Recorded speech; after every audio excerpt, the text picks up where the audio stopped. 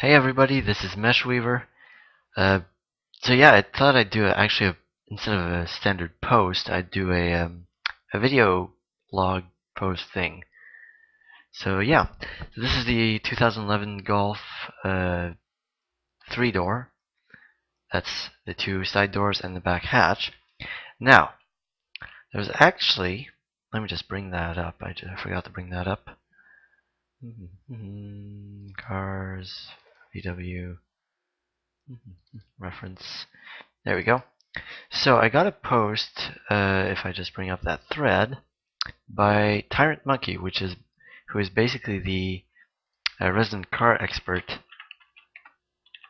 on BlenderArtist.org. Or so I've heard. Like a lot of people have referenced that and stuff. So yeah, I had a post in here somewhere, if I can just find it. There we go. So it's actually the most recent post. That was yesterday. And yeah, so he basically had or he or she, I'm guessing he, not sure, basically had some suggestions as to what the topology should actually be like. Now these red ones said it should be deleted, and I have to agree that most of the topology, while, if I just tab in here, while it's clean, I do agree that it is overly complicated for no reason. Now this is of course my first time modeling cars, so I don't really know what I'm doing. So what I will be doing will be starting over from scratch. However, I will be keeping the shape in this actual model in the blend file. Now why is that? That's because it actually looks like a Golf, because I actually finished up most of the mesh, or the first version of the mesh, and I'm basically going to be using it as a template. So I'm going to actually, let me just demonstrate that right there. If what I'm going to be doing, whoops, rotated 900 degrees by accident. If I just move that over there, turn on face, and turn this on. Let me just switch that back. This is actually supposed to be a front view. This is a side view. If I turn this on, select individual elements, blah, blah, blah.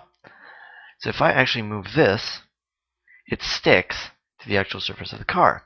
Now that is going to be really useful, which is why I'm basically keeping that other file. So if I just move that there, it kind of blends in, to that shape right there. So what I'll be doing is reconstructing the entire thing using better topology, mostly using Tyrant Monkey's reference here. So basically bring this edge loop down through there. These, I think, mean are fine. Wait, cyan are not wrong, but are jagged. Okay, so they're the right shape, so I'll probably be copying that mesh data right there. That one there is basically the center line, so it's essential. Basically fixing this arc right here, and then removing these edge loops, just basically simplifying it so it can be easier to modify. And I'll be using that shape as a reference. Now there's one thing, I don't know if someone actually has any Intel or any NVIDIA on this. Lame joke. The underside of the car, if I go into side view here, and I hide my mesh, you can see that basically the bodywork for the front here, this front bumper panel, basically goes underneath. It kind of rounds out. Now I couldn't find any reference images as to where exactly that goes.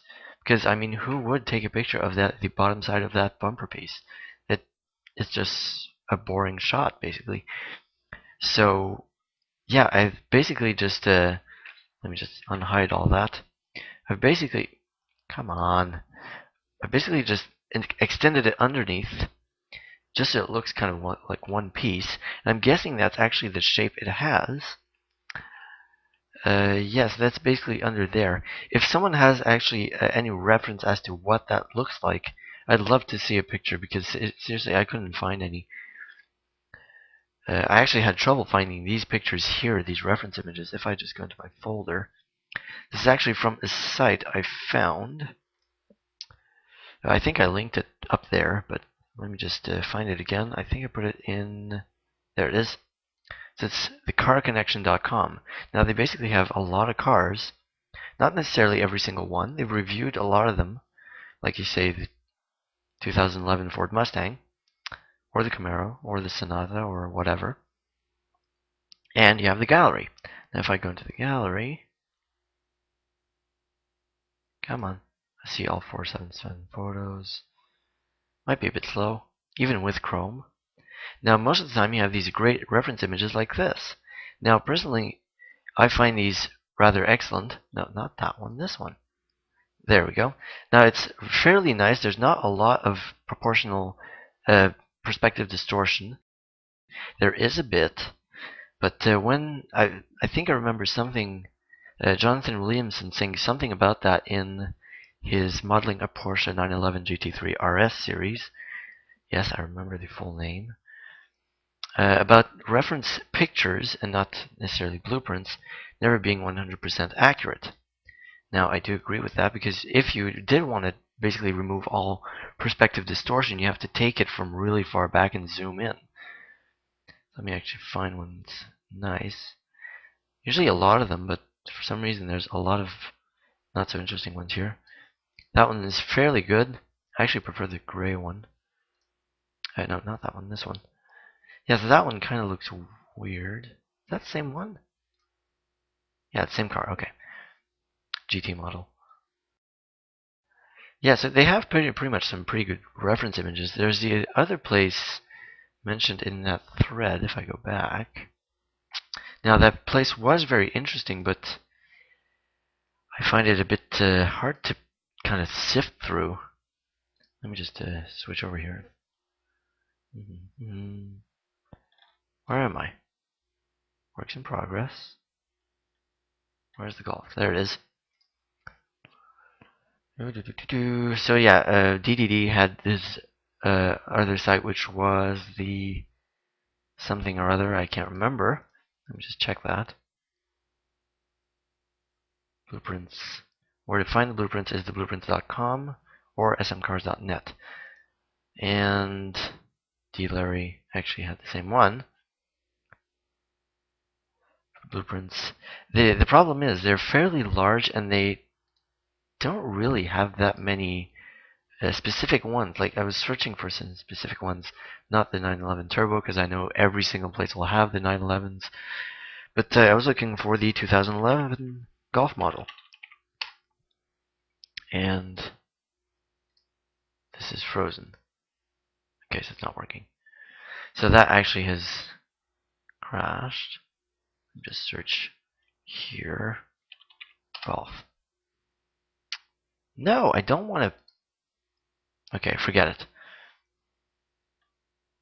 Oh wait, that's it. I have to find the right maker, the right thing. So you have to basically sift through all these threads and find the ones you need. Now the other one that DDD listed was a bit better for that, but still I did have quite a bit of trouble finding some good blueprints. But yeah, hopefully I can get this fairly clean and yeah, more simple and easier to modify.